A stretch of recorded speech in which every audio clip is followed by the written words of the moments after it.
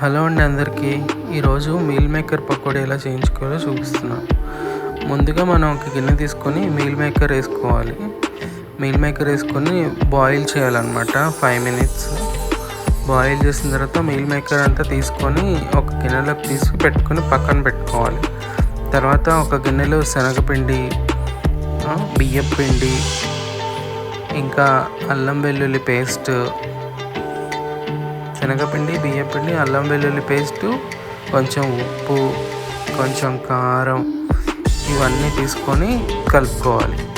ఉప్పు కారంతో పాటు గరం మసాలా కూడా వేసుకుంటే చాలా బాగుంటుంది. గరం మసాలా వేసిన తర్వాత ఇవన్నీ కలుపుకోవాలి.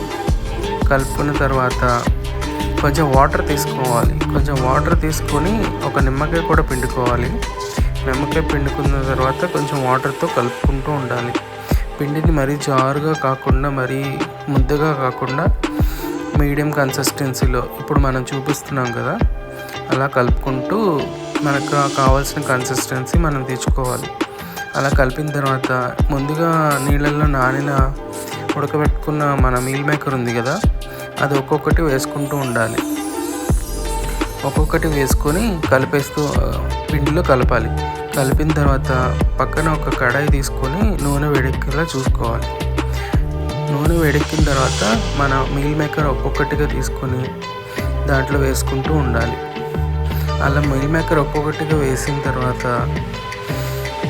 కొంచెం సేపు 5 to 10 మినిట్స్, కొంచెం సేపు అంటే 5 to 10 మినిట్స్ వేగనివ్వాలి. వేగిన తర్వాత మనం తీసేయచ్చు. ఇవి గార్నిష్ కోసం మనం కరివేపాకు, నిమ్మకాయ వాడాము, ఇంకా పచ్చిమిర్చి కూడా. చూసారుగా.